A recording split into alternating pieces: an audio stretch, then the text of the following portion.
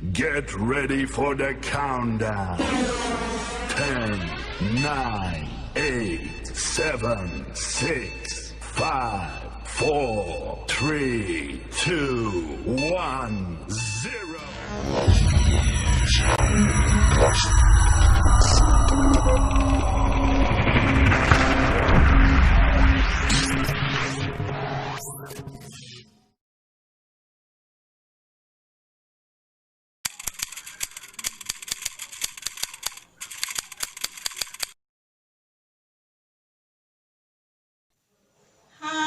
Assalamualaikum warahmatullahi wabarakatuh. Jumpa lagi dengan saya Asmal Tifa SPD pada materi pembelajaran kita kimia kelas 11 kurikulum 2013, yaitu senyawa hidrokarbon. Nah, adapun tujuan pembelajaran kita kali ini adalah satu, menjelaskan bagaimana pengertian hidrokarbon, dan yang kedua adalah menjelaskan bagaimana kekhasan atom karbon itu sendiri, dan yang ketiga adalah menjelaskan atau mengidentifikasi letak atom C primer, sekunder, tersier, dan kuartet pada rantai karbon. Dan yang keempat adalah menjelaskan atau menyebutkan jenis-jenis senyawa hidrokarbon. Dan yang terakhir, bagaimana siswa bisa mengidentifikasi adanya unsur C, H, dan O dalam senyawa hidrokarbon. Baiklah, kita melangkah pada tujuan atau indikator yang pertama, yaitu pengertian senyawa hidrokarbon. Nah, di kelas 10 yang lalu, kita sudah membahas tentang unsur dan senyawa, yang mana yang dimaksud senyawa adalah gabungan atau ikatan dua buah unsur atau lebih. Masih ingat kan? Nah, sedangkan hidrokarbon, dari namanya saja, tersusun atas dua kata, yaitu hidro dan karbon, sehingga yang dimaksud dengan senyawa hidrokarbon adalah senyawa yang hanya tersusun oleh unsur C dan H. Misalnya CX, HY, di mana X itu adalah jumlah atom C dan Y adalah jumlah atom H.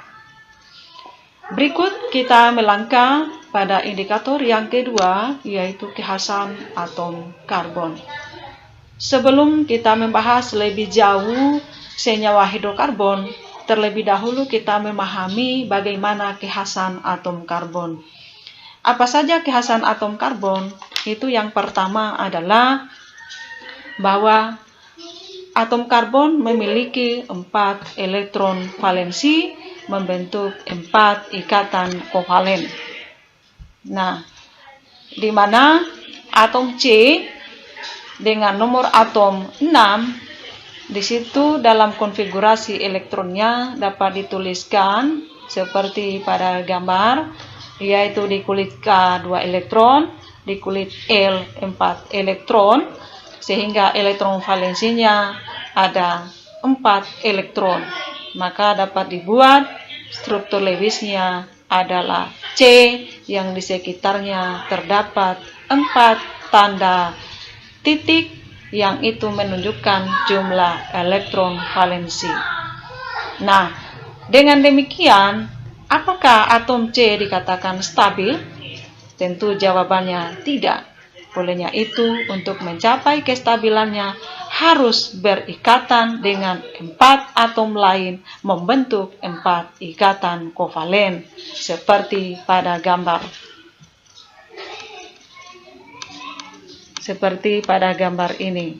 Ya, ini menunjukkan bahwa atom C membentuk 4 ikatan kovalen untuk mencapai kestabilannya seperti pada atom-atom gas mulia.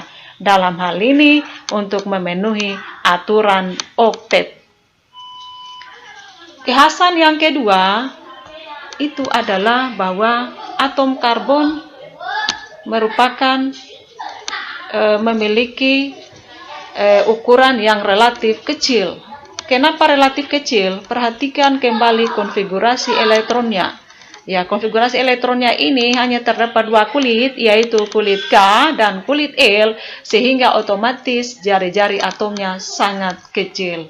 Itulah alasannya kenapa atom karbon dikatakan relatif kekhasan yang ketiga yaitu dapat membentuk rantai karbon. Ya, baik rantai lurus, rantai bercabang, maupun rantai siklik. Contoh, seperti pada contoh berikut. Pada contoh pertama, ini adalah rantai karbon lurus. Ya, artinya di sini ikatan antara C dan C dalam membentuk rantai itu hanya lurus. Yang kedua, contoh kedua, itu adalah senyawa hidrokarbon dengan rantai bercabang. Nah, di sini nampak bahwa ikatan antara C dengan C membentuk rantai bercabang. Tidak lurus seperti pada contoh yang pertama. Yang ketiga, bahwa senyawa hidrokarbon dapat membentuk rantai siklik atau melingkar. Ya, inilah disebut dengan siklik atau melingkar. Artinya, rantai atau ikatan antara C dan C tidak terbuka seperti pada contoh 1 dan contoh yang kedua. Bentuk oleh rantai karbon adalah rantai lurus. Nah, yang kedua, pada contoh yang kedua, rantai hidrokarbon yang dibentuk adalah bercabang. Nah, itu artinya bahwa kemungkinan atom karbon itu mampu membentuk rantai bercabang. Nah, yang contoh yang ketiga bahwa rantai hidrokarbonnya itu dalam bentuk melingkar atau biasa disebut dengan siklis. Atau dengan kata lain, tertutup. Nah, sekarang kita melangkah pada indikator yang ketiga. Setelah kita belajar atau bisa membedakan bahwasannya atom C mampu membentuk rantai, baik rantai lurus tadi maupun rantai bercabang. Sehingga posisi atom C dalam rantai tersebut ada yang dinamakan dengan atom C primer, sekunder, tersier, dan kuarner. Yang mana yang dimaksud dengan atom C primer itu adalah atom C yang berikatan dengan satu atom C lainnya, sedangkan atom C sekunder adalah atom C yang berikatan dengan dua atom C lainnya, dan atom C tersier adalah atom C yang berikatan dengan tiga atom C lainnya.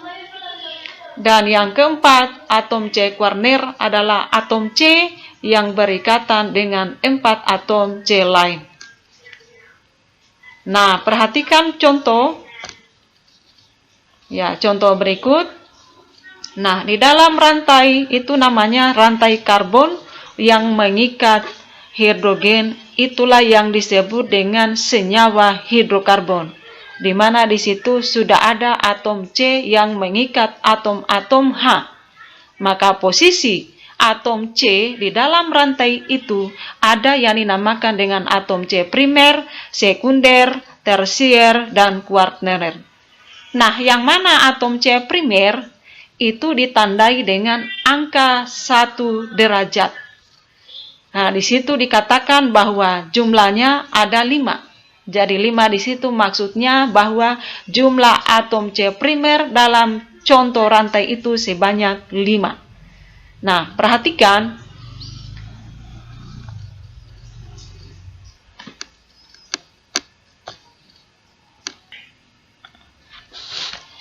Nah, contoh atom primer, atom C primer, di situ ada 5. Dan yang bertanda 1 derajat, yaitu ini 1, kemudian 2, 3, 4, 5. Nah, kita perhatikan yang saya kasih tanda kursor. Nah, di sini kenapa H3C disebut atom C primer? Karena atom C ini hanya terikat pada satu atom C lain, yaitu pada C dalam CH2. Begitu pula ini CH3 disebut atom C primer juga hanya terikat pada CH2, sementara ini juga hanya terikat pada atom C dan CH3 ini juga terikat pada C. Begitu pula CH3 yang di atas juga hanya terikat pada C 4 derajat. Nah, kemudian atom C sekunder di situ jumlahnya ada 3 dan yang bertanda 2 derajat. Nah, kenapa di sini CH2 disebut atom C sekunder? Karena CH2 ini terikat langsung pada 2 atom C lain, yaitu pada H3C juga pada CH. Begitu pula pada CH2, ini juga tergolong atom C sekunder karena terikat langsung pada CH juga pada C. Nah, sementara atom C tersier di sini hanya terdapat 1 dan yang bertanda 3 derajat. Nah, kita perhatikan. Nah, ini adalah atom C tersier. Kenapa disebut tersier? Karena ini terikat langsung pada 3 atom C lain, yaitu pada CH2, CH2, juga CH2. Selanjutnya, atom C kuartner.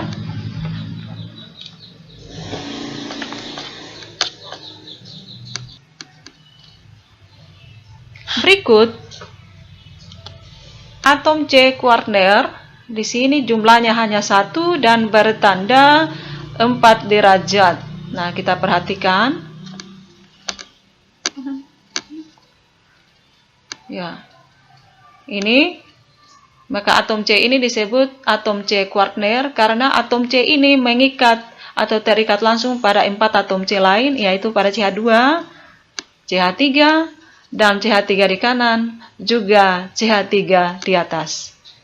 Ya, demikianlah cara menentukan atom C primer, sekunder, tersier, dan kuartner.